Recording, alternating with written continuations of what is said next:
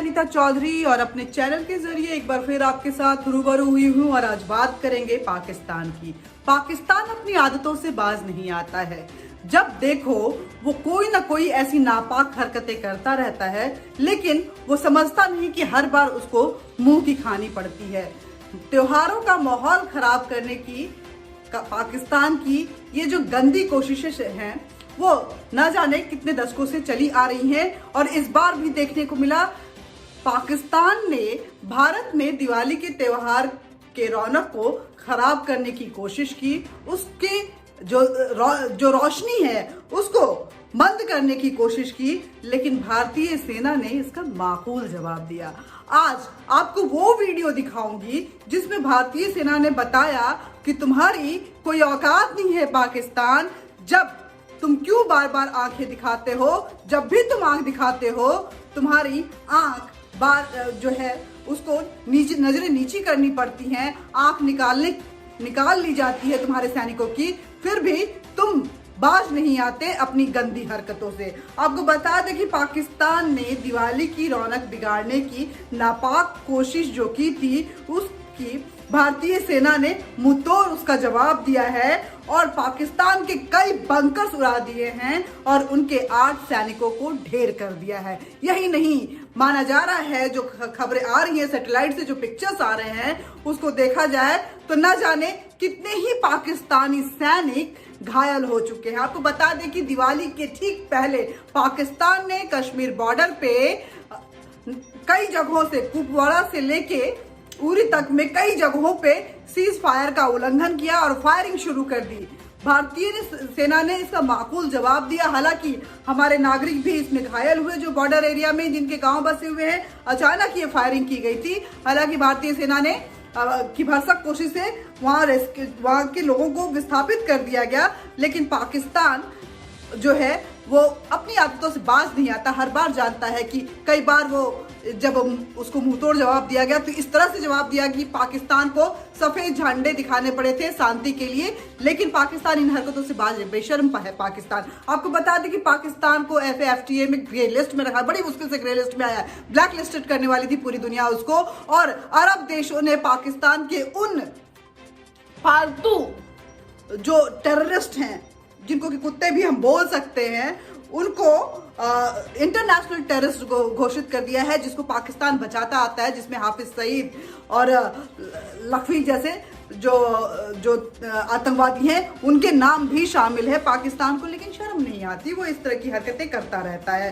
तो आप वीडियो देखिए और पीछे पीछे मैं बोलती रहूंगी कि किस तरह से आखिर पाकिस्तान के ये सारे बंकर्स उड़ गए हैं, सैनिक मारे गए हैं और दिवाली की रौनक जो पाकिस्तान खराब करने की कोशिश कर रहा था उसमें कहीं ना कहीं उसको मुंह की खानी पड़ी है।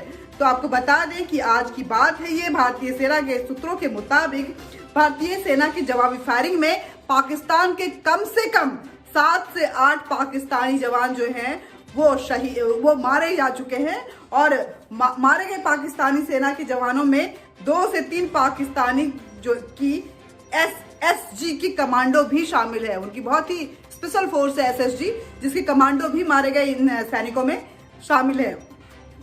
और पाकिस्तान की इस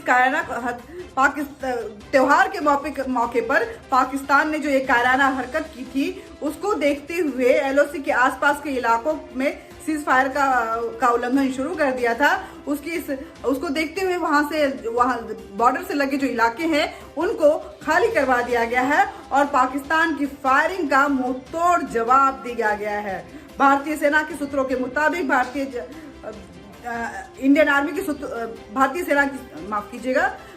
सेना की गोलीबारी में कम से कम 10 से 12 पाकिस्तानी सैनिक जो हैं वो घायल भी हुए हैं। साथ ही भारतीय जवानों की ओर से की गई जवाबी कार्रवाई में पाकिस्तान की बड़ी संख्या में बंकर्स, डम्प्स, लॉन्च पैड भी नष्ट कर दिए गए हैं, बर्बाद कर दिए गए हैं। हालांकि पाकिस्तान की ओर से की गई इस फायरिंग में भारतीय सेना के भी 3 जवान जो हैं वो शहीद हुए हैं और कहीं ना कहीं लेकिन भारतीय सेना ने इसका सूद समेत जो है बदला लिया है पाकिस्तानी सेना से, और उनको उनके सभी बॉर्डर एरिया से लगे हुए जो बंकर्स थे, उनकी जो लॉन्च पैड्स थे, उनके जो डंपर्स थे, उन सबको नेस्तो नाबूद कर दिया है। आपको बता दें कि जब ये हाजी के सेक्टर में भारतीय सेना ने बताया है कि 2 पाकिस्तानी सैनिक गोलीबारी में 2 सैनिक जो है वो पाकिस्तान की गोलीबारी में शहीद हो गए हैं। हाजीपीर सेक्टर में एक बीएसएफ के सब इंस्पेक्टर की जान चली गई है, जबकि एक अन्य आर्मी का जवान घायल हुआ है। बारामूला जिले में उरी सेक्टर में ही कालमोटो में 2 नागरिक भी, हालांकि जो खबर मेरे पास है ये आधिकारिक खबर है, जो खबर मेरे पास है उसके मुताबिक 4 नागरिक मारे गए हैं, जबकि एक महिला बालाकोट में, वो हाजी सेक्टर में मरने वालों में से एक महिला भी है, और कुछ लोग घायल भी हुए हैं। गोलीबारी का कवर देकर घुसपैठ की कोशिश थी कि आतंकवादी घटनाओं को अंजाम दिया जा सके।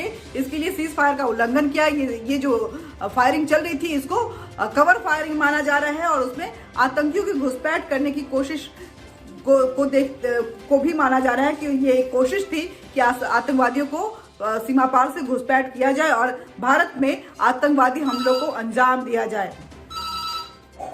इसके अलावा बांदीपुरा जिले में गुरेज सेक्टर के इजमर्ग और कुपवारा जिले के करन सेक्टर में भी सीज फायर का उल्लंघन हुआ था, जिसमें जवाबी कार्रवाई दी गई है।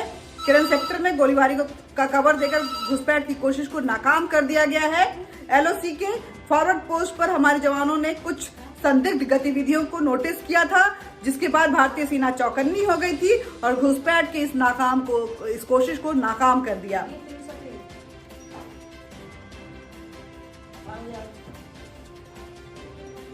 पाकिस्तान की ओर से सिर्फ फायरिंग ही नहीं की गई थी, बल्कि मोर्टार भी चलाए गए थे और बाकी दूसरे जो स्मॉल आर्टरीज जो होती हैं उनका भी इस्तेमाल किया गया था, लेकिन ये सब नष्ट कर दिए गए हैं। लेकिन इन सब के साथ दुख की बात यह है कि हमारे 3 जवान भी शहीद हो गए हैं, और उनको देश के लिए दी गई शहादत के लिए मैं श्रद्धांजलि अर्पित।